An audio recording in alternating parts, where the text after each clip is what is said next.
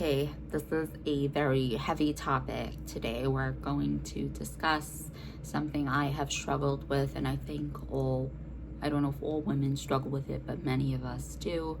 Welcome back to the channel. My name is Nurse Elizabeth. This is GLP1 Central. I'm a registered nurse. I'm licensed in the state of New York and New Jersey. And I have lost 90 pounds, over 90 pounds on a GLP-1 medication. And I am now talking about how to not obsess over being thin. And this is a very, very hard topic to discuss. It has been something that, I think as the women at least in our society, I'm sure in many societies, it is very hard to be in a body that is not what is considered ideal. And we are taught at a very young age that it's not acceptable to be, for a woman or especially, to be in a larger body. And a lot of this started, back, this has been going back many, many, many years already. And then I know as the years have gone, it was always more and more of a fashion for women to be thinner and thinner and thinner and thinner, until you had a lot of people in later generations and eating disorders and things like that. So how do we stop obsessing over this? Well, step one is you have to want to. You have to really care to stop obsessing. Because if you put your brain, I guess, on default, your body is going to want it. There's always more weight you could lose. Like if you get, let's say your goal weight, you get to your goal weight was 140. And then you're like, oh, but like I could still lose another pound. And you know what? Maybe in theory, like you could. Maybe you are sitting like a couple of pounds above the BMI, and maybe your doctor's saying, you should just be in the BMI. Like it's healthy for you. And this is really what I want to talk about, is it's okay to want to lose weight for your health. And it's okay to want to be able to buy clothes that fit you and look nice on you. However, we have gone to an extreme where we get to the weight, we get to the goal, and there's always another pound. You could always lose another pound. You get your goal, you go on a vacation, you gain 5 pounds, which is very normal because if you ate more, maybe you have more salts and, some more fluid retention, maybe you missed your shot, you're going to put on a couple of pounds. So it's so important for you to realize that your worth is not your weight.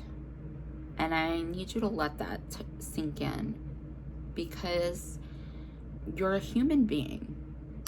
You're a person. I know there's different beliefs out there, but you're a spiritual being living a human experience. And being thin and being skinny is a belief taught to you by society that being thin makes you a better person.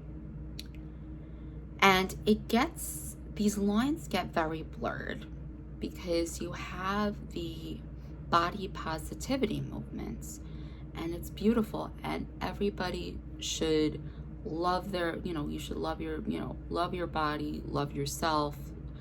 But I want to take it a step further and separate yourself, who you are, from your body. You are worth something without being slim, and you are worth a lot without losing weight, even if you never lost another pound, you're put here. Everybody is unique, and everybody has a unique reason for being here. And the sad thing is a lot of us were taught that if we're not a certain weight, if we're not a certain look, if we're not a certain size, then we're not worth being seen. And I know this from a very young age. I remember, I've said this in other videos, from the age of 4, like not being allowed to play with girls because I was chubbier. And I remember thinking I was like less than other kids just because I was the chubby one, I was the heavy one. And it was such a wrong thought because I had so many talents. I was a good dancer, I was smart, you know, I wasn't, you know, I was kind, and I was, you know, and nobody means to do this to you, nobody's trying to harm you, but a lot of things are said without being said also. I mean, I also went to school where, you know, kids were just mean and they would say, you know, hey fatty or whatever it is, and there was all the time. Like I went through that all through childhood, and I would get comments on my weight. I'd get comments even after I had babies. Oh, I see you gain weight. I'm like, yes, I know, I just had a baby, thank you.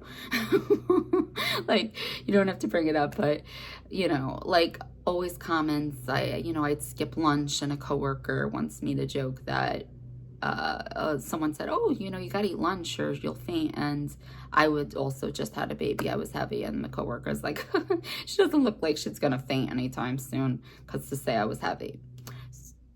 So I'm used to these comments, and it's, you know, I've learned over the years that you're not gonna make everybody happy.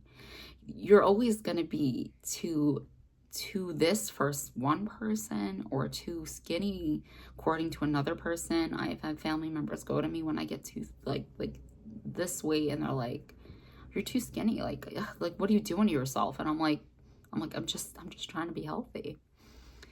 So you have to be at the weight that's comfortable for you, and you don't want to buy into a concept of thinness that the world is telling you.